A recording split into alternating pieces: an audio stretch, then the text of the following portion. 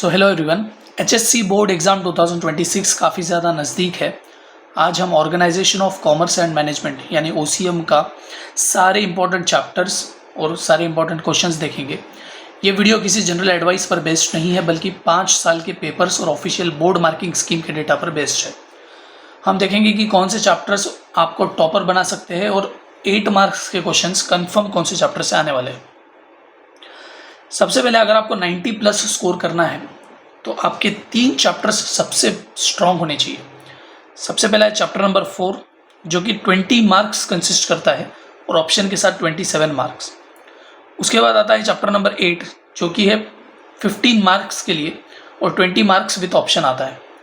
उसके बाद है चैप्टर नंबर 2 जो कि है 12 मार्क्स के लिए और विद ऑप्शन 15 मार्क्स के लिए ये आता है। चैप्टर नंबर 4 ये पूरे पेपर का सबसे बड़ा हिस्सा है।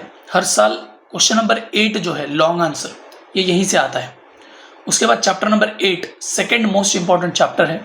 यहाँ से मार्केटिंग फंक्शंस या मार्केटिंग मिक्स ये 2 क्वेश्चंस पे हमेशा सवाल आते हैं।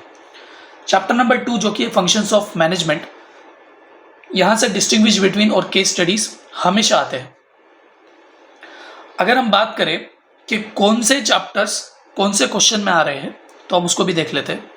सबसे पहले हम ये देखेंगे कि ऑब्जेक्टिव्स, तो आपको ये हमेशा याद रखना है कि 20 मार्क्स के ऑब्जेक्टिव्स आपके कभी रॉन्ग नहीं होने चाहिए, क्योंकि सारे क्वेश्चंस एक्सरसाइज से ही आएंगे और आपको सारे क्वेश्चंस करने हैं। ऑब्जेक्टिव्स के सारे क्वेश्चंस बुक के एक्सरसाइज में जो है आपको 20 मार्क्स अगर फुल स्कोर करने हैं तो आपको प्रॉपरली सारे क्वेश्चंस करने ही पड़ेंगे, जिससे आपको 20 मार्क्स स्कोर करने में काफ़ी ज़्यादा आसानी हो जाएगी। फिर आता है क्वेश्चन नंबर 2 जो कि explain the following terms and concepts, फिर case studies, then distinguish, answer in brief, justify, attempt the following and answer the following. इसका डिटेल में अगर हम देखें कि कौन से चैप्टर से कौन सा आएगा जिसकी प्रोबेबिलिटी सबसे ज़्यादा है, सबसे पहला है क्वेश्चन नंबर 2 जो कि explain the following terms and concepts. ये एनी 4 आपको लिखने होते हैं आउट ऑफ 6, यानी कि 8 मार्क्स आपको इसमें से मिलेंगे। हर एक टर्म 2 मार्क का होता है। Chapter number 1, chapter number 2, chapter number 4, 5 and 8 इसमें से एक्सप्लेन द टर्म आने की संभावना सबसे ज़्यादा है। तो आपको सबसे पहले चैप्टर नंबर 1, 2, 4, 5 और 8 के सारे टर्म्स एंड कंसेप्ट्स जो टेक्स्ट बुक में दिए हुए हैं वो आपको अच्छे से कर लेने हैं। उसके बाद आता है case study and situation, express your opinion. इसमें भी आउट ऑफ 3 आपको 2 लिखने होते हैं। इसमें भी chapter number 2, chapter number 4, 6 and 7 ये आपको सबसे पहले इनको प्रेफरेंस देना है और सारे केस स्टडी इसमें से कर लेना है।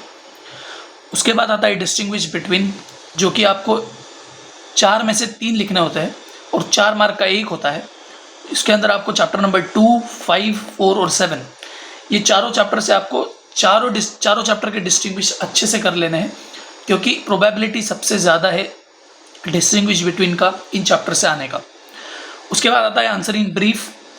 चैप्टर नंबर 2 छोड़ के सारे चैप्टर्स के आपको ब्रीफ अच्छे से कर लेने हैं। ये भी आपको एनी 2 आएगा और 3 आपको दिए हुए रहेंगे जिसमें से आपको 2 लिखने हैं। 4 मार्क का 1 रहेगा और 8 मार्क्स आपको वो देगा। फिर आता है justify the following. Chapter number 1, 5, 6 और 8 इसमें आपको अच्छे से ये कर लेने हैं ताकि आप अच्छा स्कोर कर पाओ। देन है अटेम्प्ट द फॉलोइंग, जो कि 2 लिखने होते हैं आपको आउट ऑफ 3, ये 10 मार्क्स को आते हैं। चैप्टर नंबर 1, 4 और 8, जिसमें चैप्टर नंबर 1 जो है उसमें भी principles of management, 14 principles of management ये आपको अच्छे से कर लेना है। 4 और 8 भी आपको अच्छे से देख लेना है। रही बात 8 मार्क्स के क्वेश्चन की, चैप्टर नंबर 4 और चैप्टर नंबर 8 से हर बार ये क्वेश्चन पूछा गया है। अब अगर मैं दूसरे ट्रेंड एनालिसिस की बात करूँ तो इंश्योरेंस के प्रिंसिपल्स जो है ये 2021, 2022, 2023 और 2025 में इंश्योरेंस के प्रिंसिपल्स ये पूछे गए हैं। फिर है फंक्शंस ऑफ मार्केटिंग, जो कि 2021, 2022, 2023 और 2025 में पूछे गए हैं। उसके बाद एक क्वेश्चन है कंज्यूमर राइट्स, जो कि चैप्टर नंबर 7 का है। ये हर बार 4 या 5 मार्क को पूछा गया है। डिस्टिंग्विश चैप्टर नंबर 2 और चैप्टर नंबर 4 आपको बहुत अच्छे से करने ही है, क्योंकि डिस्टिंग्विश इसमें से डायरेक्टली क्वेश्चन आता है। जैसा मैंने आपको पहले भी बताया कि ऑब्जेक्टिव्स जो 20 मार्क्स के हैं, 20 मार्क्स के ऑब्जेक्टिव्स ये सारे आपको एक्सरसाइज सॉल्व करना है। उसके बाद केस स्टडीज़ जो है, जैसे मैंने आपको चैप्टर्स बताए हैं, उसमें से आपको देखना है chapter number 2, chapter number 4, chapter number 6 and 7, इसमें से केस स्टडीज़ डिस्टिंग्विश आपको chapter number 2, chapter number 5, chapter number 4 and chapter number 7 से देखना है। उसके बाद आपको इम्पोर्टेंस फिर से अगर मैं बोलूँ तो फर्स्ट प्रेफरेंस आपको देना है चैप्टर नंबर 4, 8 एंड 2 से। उसके बाद आपको पढ़ना है chapter number 7 and chapter number 1। फिर लास्ट में जो ऑब्जेक्टिव्स क्वेश्चन है वो आ सकते हैं chapter number 5, chapter number 3 and chapter number 6 से। देखो ये पैटर्न के डेटा के पैटर्न के बेसिस पे मैं ये बात कर रहा हूँ। आप देख सकते हो कि पुराने जितने भी क्वेश्चन पेपर्स है उनमें ऐसा ही इसी ट्रेंड में क्वेश्चंस आए हैं और आई होप इस बार भी क्वेश्चंस ऐसे ही आएंगे। So all the very best.